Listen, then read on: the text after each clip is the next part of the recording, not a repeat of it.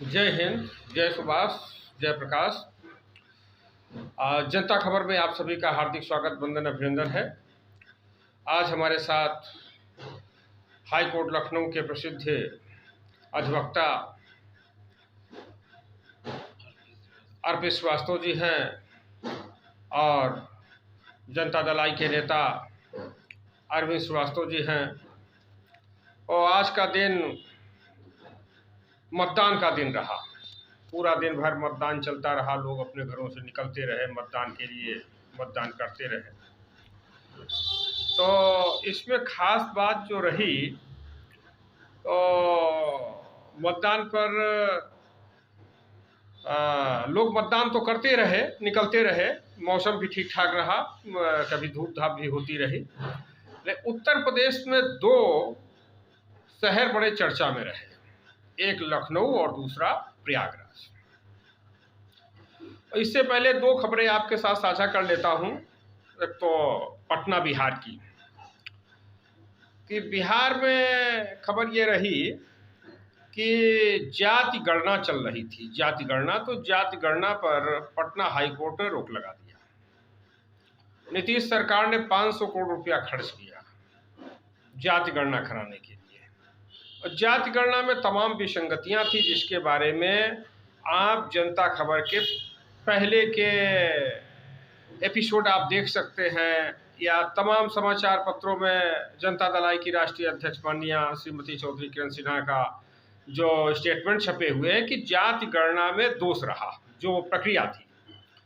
तो प्रक्रिया में दोष इसलिए था कि माननीय किरण सिन्हा जी कह रही थी कि भाई, एक तो सरकार के लोग जनगणना करें, ठीक है, लेकिन एक कमेटी बना दी जाए जिसमें सामाजिक संगठन हो, उस क्षेत्र के, जिस गांव में जनगणना हो रही, जिस शहर में जनगणना हो रही है, मोहल्ले में जनगणना हो रही है, तो कुछ राजनीतिक दलों के जैसे क्या होता है कि जब वोट आज पड़ा तो बूथ स्तर पर हर पार्टी जो चुनाव लड़ रही थी, कैंडिडेट, उसका नुमाइंदा वहां पर पहुंच गया, नुमाइंदा वहां पर बैठ गया। तो नुमाइंदा होने से क्या रहा कि बूथ कैप्चरिंग की अंदेशा नहीं रहा, लोगों में जो है सब दस्तखत कर रहे हैं, देख रहे हैं, समझ रहे हैं। तो एक स्वतंत्र प्रक्रिया होती है। उसी प्रकार से जाति गणना में माननीय किरण सिन्हा जी ने मांग किया कि हर राजनीतिक दल का एक प्रतिनिधि शामिल कर लिया जाए, जो जाति गणना कमेटी बनाई जाए। दूसरा, जितने भी जातिगत संगठन हैं, मान सामाजिक संगठन है, धार्मिक संगठन है, उनको भी शामिल कर लिया जाए, उनके प्रतिनिधियों को 2-2, 4-4, 5-5, 6-6, 10-10 शामिल कर लिया जाए। तो उससे ये रहेगा कि अब क्या है कि सरकारी कर्मचारी जाएगा मोहल्ले में, कोई घर छूटने ना पाए, तो उसको कौन बताएगा? उस क्षेत्र में, मोहल्ले में जो काम कर रहा है राजनीतिक दल का कार्यकर्ता, उस मोहल्ले में, क्षेत्र में काम कर रहा सामाजिक कार्यकर्ता बताएगा। इसलिए माननीय किरण सिन्हा जी ने कहा कि उसमें शामिल कर लिया जाए। उस प्रक्रिया का पालन नहीं किया गया, कई विसंगतियां रही, परिणामतः पटना हाई कोर्ट ने उस पर रोक लगा दिया गया। और राजनीतिक लोग तो जहां पर भी जाति के बारे में बखूबी जानते हैं, कहां पर किस जाति की कितनी संख्या है, कितने लोग उस जाति के हैं, और किसका मकान है किस जाति का, किसका प्लाट किस जाति का है, किसका कौन सा प्लाट खाली पड़ा वो किस जाति का है, कहाँ रहने वाला, ये सब जो लोग स्थानीय राजनीति करते हैं, सक्रिय राजनीति करते हैं, वो सब वाकिफ होते हैं। तो ये पटना का रहा। अब चलते हैं दूसरी खबर, लखनऊ और प्रयागराज की, उत्तर प्रदेश से। तो प्रयागराज में जो खबर रही वो ये रही कि चुनाव भाजपा के केसरवानी को टिकट मिला, वैश्य समुदाय के, वो चुनाव लड़ रहे थे। और वैश्य समुदाय के पहले जो वहां पर प्रत्याशी थी, मेयर थी अभिलाषा नंदी, नंद गोपाल नंदी की पत्नी। तो नंद गोपाल नंदी का टिकट काटे जाने से नंदी ग्रुप के जितने लोग थे वह नाराज थे वहां पर। तो वह लोग जो है बड़ा विरोध कर रहे थे कि भाई हमारा टिकट क्यों काट दिया गया, हमारे अंदर अंदर खाने विरोध चल रहा था। तो वह नंदी ग्रुप के तमाम समर्थकों ने यह प्रयास किया कि नहीं, भाजपा न जीतने पाए, और यह एहसास दिलाया जाए कि अगर हमारी उपेक्षा करोगे तो हम तुमको नहीं जीतने देंगे। जैसे लखनऊ में एक बार लालजी टंडन क्या रहा था कि लालजी टंडन के समर्थक निकल आए, एक उपचुनाव हुआ। जब उपचुनाव हुआ विधानसभा, लालजी टंडन 2009 में सांसद बन गए, पहले थे विधायक, तो जब उनकी विधानसभा के पद से इस्तीफा दिया, उन्होंने त्याग पत्र दिया, तो उनके स्थान पे चुनाव हुआ। तो उस सीट पर उनके न चाहते हुए उनके बेटे को चुनाव न लड़ा करके अमित पुरी जी को चुनाव लड़ा दिया गया। अमित पुरी अब हमारे बीच में नहीं रहे। तो परिणाम यह हुआ कि लालजी टंडन की जो टीम थी उसने समर्थन कर दिया श्याम किशोर शुक्ला, माने कांग्रेस के श्याम किशोर शुक्ला उपचुनाव जीत गए लखनऊ पश्चिम विधानसभा क्षेत्र से। जो कांग्रेस लहर में नहीं जीतते थे श्याम किशोर शुक्ला, वो जीत गए। तो उसी प्रकार से लग रहा है कि वहां पर अजय श्रीवास्तव समाजवादी पार्टी के कैंडिडेट हैं। तो स्वाभाविक रूप से कायस्थों का रुझान उनकी तरफ, चौधरी किरण सिन्हा जी का सपोर्ट हो गया अजय श्रीवास्तव के लिए। तो इस नाते इलाहाबाद का तमाम वोटर वो विधानसभा चुनाव लड़ भी चुके हैं। तो और जो नंदी ग्रुप जो है वो भाजपा के खिलाफ है, वो भी अजय श्रीवास्तव का समर्थन कर रहा है। तो इलाहाबाद से अजय श्रीवास्तव अगर चुनाव जीत जाते हैं तो कोई अतिशयोक्ति नहीं होगी, कोई बड़ी बात नहीं होगी। एक ये विषय रहा। दूसरा, लखनऊ का बड़ा चर्चा में रहा। तो आज जो लखनऊ मैंने जो हाँ जहाँ पर गया, घूमा फिरा, लखनऊ का कैंट विधानसभा क्षेत्र और मध्य विधानसभा क्षेत्र, इधर राजाजीपुरम का एरिया, रकाबगंज एरिया, यहियागंज की तरफ में रहा, उधर हैदरगंज सेकंड की तरफ गया, वहां से विशाल श्रीवास्तव चुनाव लड़ रहे थे निर्दलीय। और इस प्रकार से लखनऊ पूरब की तरफ गया, लखनऊ पूर्वी विधानसभा क्षेत्र, इंदिरा नगर, गोमती नगर की तरफ गया, और विकास नगर भी दौड़ा किया, त्रिवेणी नगर दौड़ा किया, जानकीपुरम किया, मैंने लखनऊ उत्तरी की तरफ भी दौड़ा किया। तो लखनऊ कैंट, लखनऊ मध्य, लखनऊ पूर्वी, लखनऊ पश्चिमी, लखनऊ उत्तरी में एक जो माहौल था खासकर कायस्थ मतदाता के बीच में, तो उसमें ये था कि कायस्थों में बड़ा ये चल रहा था कि बड़ी उहापोह की स्थिति थी। वोट तो जो है तमाम लोगों ने भाजपा को दिया, उसमें कोई दो राय नहीं है, लेकिन उनको बड़ा पछतावा था कि भारतीय जनता पार्टी का टिकट ऐन वक्त तक ऐसा था कि नहीं, भाजपा का टिकट कायस्थ को ही मिलेगा। महिलाएं थी, बहुत सी महिलाओं ने आवेदन किया था, उन्हीं महिलाओं को मिलेगा। लेकिन भारतीय जनता पार्टी ने ऐन वक्त में, माने सोमवार को नामांकन पत्र भरने का आखिरी दिन था और इतवार को उन्होंने घोषित किया भारतीय जनता पार्टी ने अपने प्रत्याशी। तो जिसके कारण जो कायस्थ महिला चाहती भी थी कि भाई हम निर्दलीय नामांकन करें या किसी दूसरी पार्टी से नामांकन कर दें, वो भी नहीं कर पाई। तो उनके जो समर्थक चाह रहे थे वो भी चाह रहे थे कि चुनाव लड़ा जाएगा, और ये एक बड़ा अप्रत्याशित तो फैसला रहा भारतीय जनता पार्टी का, कायस्थ का चुनाव न लड़ाना। तो इस पर चर्चा ये होती रही कि भाई राजनाथ सिंह क्या करेंगे। राजनाथ सिंह ने क्या मन बना लिया है कि लखनऊ से हमको चुनाव नहीं लड़ना है, क्योंकि राजनाथ सिंह का भी माना जा रहा है कि बड़ा प्रयास रहेगा कायस्थ को टिकट दिलाने में, चूंकि कायस्थ के बिना लखनऊ लोकसभा सीट जीती जाए यह संभव नहीं है। तो कायस्थों में एक बेचैनी ये थी कि कायस्थों कहना था कि अब हम सभी सीटें लड़ेंगे, माने केवल लखनऊ सीट पर ही भाजपा को नहीं रोकेंगे, नहीं हराएंगे, बल्कि जितनी भी सीटें देश भर की लोकसभा सीट है सब में दौड़ा करेंगे और एक बड़ा आंदोलन शुरू करेंगे, बड़ा प्रयास शुरू करेंगे, और जितने लोग चुनाव लड़ रहे हैं उन सबको लखनऊ में बुलाया जाएगा 5 जून को। और संपूर्ण क्रांति दिवस भी है। लोकनायक जयप्रकाश नारायण जी ने जो संपूर्ण क्रांति का नारा दिया था गांधी मैदान पटना से, तो वो कार्यक्रम भी 5 जून को रहेगा। और जितने लोग उत्तर प्रदेश से चुनाव लड़ रहे हैं, जो हारे हैं, जो हारेंगे, जीतेंगे, रिकॉर्ड बनाएंगे, उन सभी को आमंत्रित किया जा रहा है। और जो अभी 11 तारीख को भी जो मतदान होना है उन लोगों को भी उसमें आमंत्रित किया जाएगा। तो खास बात रहेगा। हाँ बोलिए बोलिए। फिलहाल इस बार जो है बीजेपी को वोट कटेगा। हाँ वो जो है जी, शायद वो मतदाता है जिनको टिकट मिलना चाहिए था उनकी अनदेखी की गई है जी जी, उनको टिकट नहीं दिया गया। हाँ, और इसका भी प्रभाव बीजेपी पे पड़ेगा, और जहाँ से भी बीजेपी के प्रत्याशी जीतेंगे हाँ, वो भी एक मार्जिनल वोट से जीतेंगे। तो जो पहले होता था रिकॉर्ड वोटों से जीतेंगे, वो ऐसा कुछ नहीं होगा। हाँ, और इस बार जो है आम आदमी पार्टी अहम भूमिका निभाएगी यहाँ के निकाय चुनाव में। उसका एक संदेश जाएगा कि लोकसभा चुनाव में क्या उसको प्रतिशत मिलता है।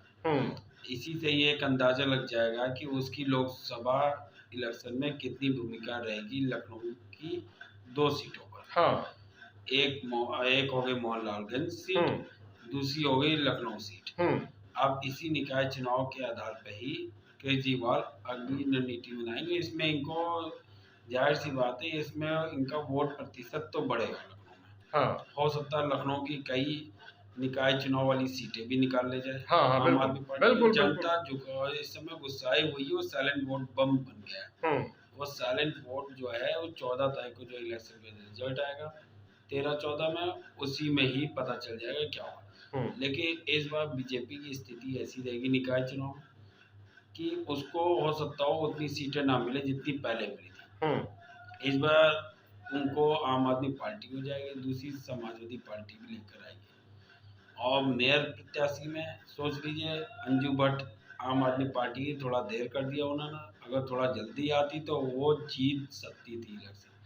लेकिन इसमें वंदना मिश्रा और दूसरी जो है भाजपा से, भाजपा की जो मेयर जीतेंगी भी अगर तो बहुत मार्जिनल वोटों से जीतेंगी। उनको टक्कर जो है बसपा भी दे सकती है। सारा मुस्लिम वोट बैंक सब यूनाइट है, जहाँ मुस्लिम जो है मुस्लिम सब यूनाइट होकर उन्होंने वोट दे दिया। इसलिए एक निर्णायक फैसला भी रहेगा सरकार के पास। बस इसी साथ मैं बस मुस्लिम जो है बटा रहेगा, कुछ सपा में भी जाएगा, बसपा में भी जाएगा, कुछ अन्य पार्टियों में भी जा सकता है, माने कांग्रेस वगैरह में भी जा सकता है। थोड़ा बहुत जो है बटेगा मुस्लिम समाज।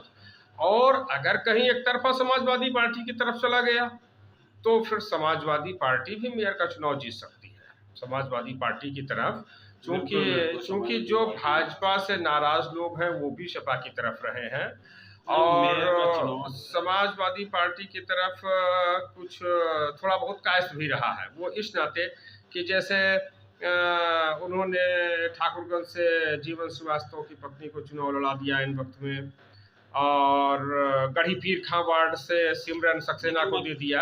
समाज के बारे में एक चीज कहना चाहूँगा। हाँ, समाज जो है वो अपने आप में ही सोच लीजिए, अपने समाज के लिए कुछ ना करने वाला समाज है। नहीं, ये बात सही है। जहाँ से आप देखिए, जहाँ से कास्ट उम्मीदवार बीजेपी के बैनर पे नहीं है, हाँ, वहाँ पे वो जीत कर आ जाए, बड़ी बात है। जो निर्दलीय जो जीते, जिनको बीजेपी ने लाठी मार के निकाल दिया, अगर वो भी निर्दलीय जीत जाए तो बड़ी बात है। लेकिन खाली एक गोंडा से सोच लीजिए आप, निर्मल श्रीवास्तव, हम बता दीजिए वो जीत जाएंगे, वो हर हाल में जीतेंगे। उनकी एक छवि एक अलग है।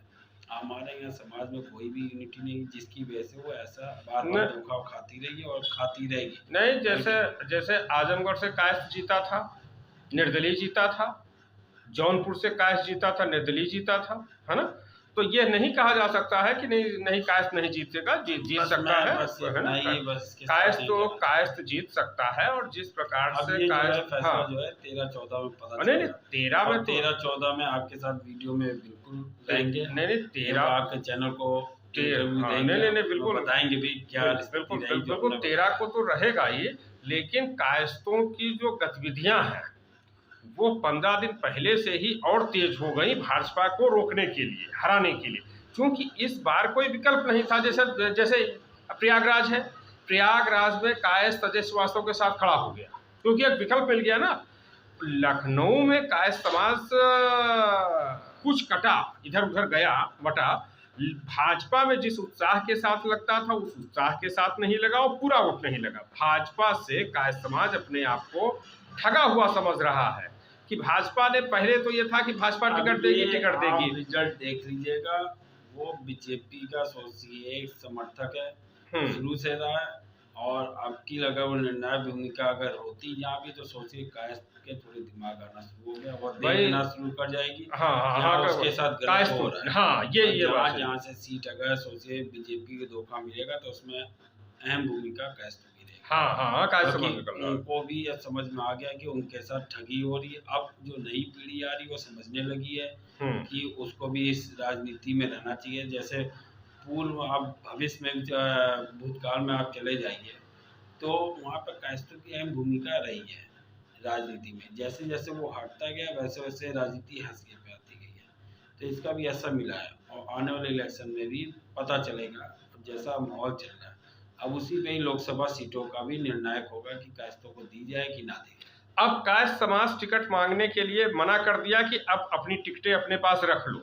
अब कायस्थ समाज टिकट बांटने का काम करेगा। जो आज जो हमने लोगों से बात किया, तो मुख्य बात तो यही रही कि अब कायस्थ समाज ने कह दिया कि नहीं, अब हमको जैसे वर्षा सिन्हा से हमारी बातचीत हुई, बलदाऊ जी श्रीवास्तव से बातचीत, और मतलब तमाम लोगों से बातचीत हुई, तो उनका यही कहना है कि अब हमको भाजपा से टिकट नहीं चाहिए।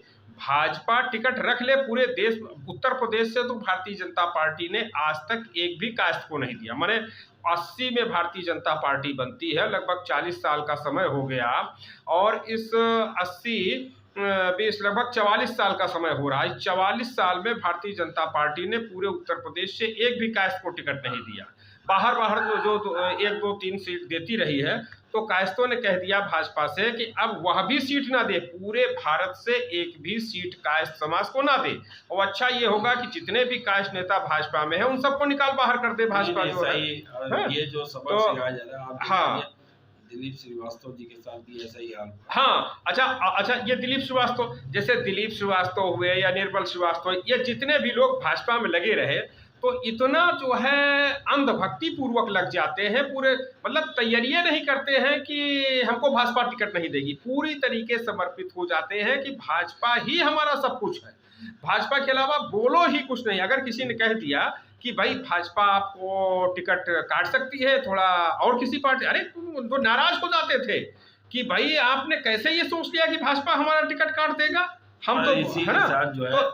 तो इसलिए जो है जितने लोग, जैसे ये गोंडा के निर्मल श्रीवास्तव हुए, और मतलब जितने भी लोग थे उनको ये लग रहा था कि भाजपा तो हमको टिकट देगी ही, भाजपा ने नहीं दिया। अब कायस्थ समाज में आक्रोश है, और यह आक्रोश लोकसभा में दिखाएगा।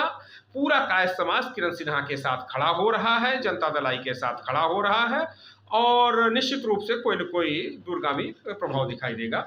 तो ठीक है, आप सब देखते रहिए जनता खबर, और जनता खबर को खूब लाइक कीजिए, शेयर कीजिए, सब्सक्राइब कीजिए, और जो आपके अनुभव हैं इस नगर निगम चुनाव के बारे में, उसको भी जनता खबर के कमेंट में लिखिए, बताइए।